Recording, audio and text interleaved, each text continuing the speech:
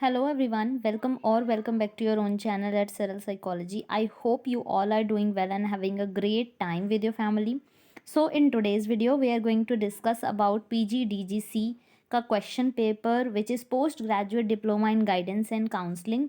इसका सेकेंड जो पेपर है DGC2 वो मैंने डिस्कस कर लिया है. फर्स्ट पेपर भी डिस्कस किया है. ये 2022 का पेपर है एंड प्रीवियस ईयर पेपर आप कह सकते हो इसको.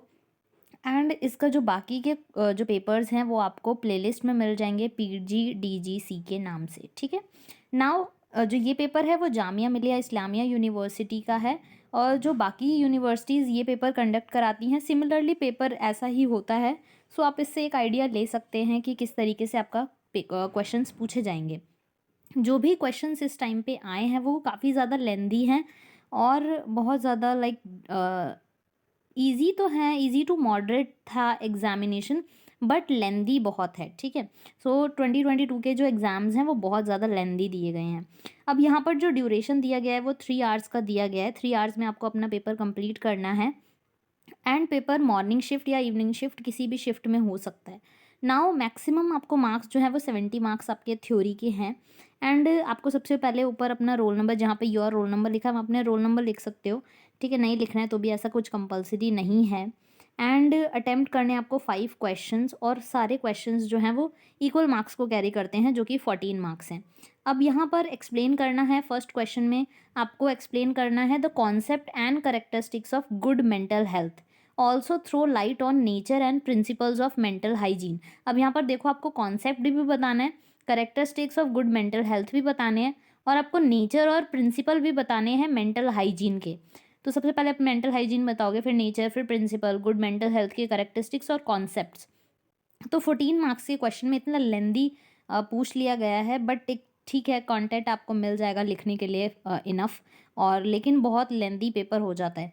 ठीक है. फिर आपको सेकंड क्वेश्चन है इल्यूसिडेट the sources and causes consequences of stress. फिर डिस्कस करना है psychological strategies of coping with stress. तो यहाँ पर भी आपको 4 चीज़ें पूछी गई हैं और 14 मार्क्स का आपका पेपर है. ये है आपका 14 मार्क्स का आपका क्वेश्चन है, क्वेश्चन नंबर 2.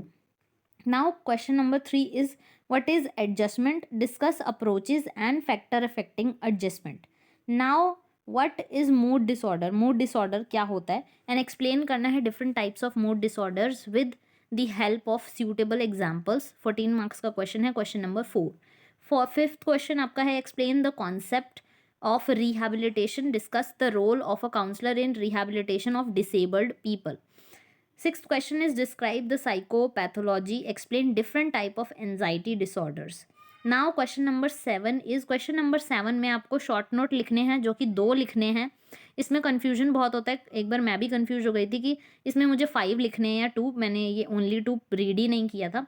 सो यहाँ पर आपको 2 ही लिखने हैं. ठीक है. 7 मार्क्स का एक है और 7 मार्क्स का दूसरा. ठीक है. तो ए क्वेश्चन मान लीजिए आपको 2 करने हैं, मीन बी और सी करना चाहते हो आप, तो बी 7 मार्क्स का है और सी भी 7 मार्क्स का है. तो दोनों मिला के 14 मार्क्स का ये हो गया आपका. क्वेश्चंस आपको 5 ही क्वेश्चंस करने हैं. मीन्स जो ऊपर के कई बार क्या होता है लोग इसमें से 2 कर देते हैं कंपलसरी समझ के और ऊपर के 6 में से 5 कर देते हैं. ठीक है. तो ऐसा नहीं करना है. आपको सारे जो आपके 7 क्वेश्चंस हैं उन सभी को मिला के आपको 5 क्वेश्चंस करने हैं. ठीक है. तो 7 क्वेश्चंस में से आपको 5 क्वेश्चंस ही करने हैं. ठीक है. And that's it for this video को लाइक और चैनल को सब्सक्राइब करना मत भूलिएगा. And that's it. Thank you so much for watching. Bye bye.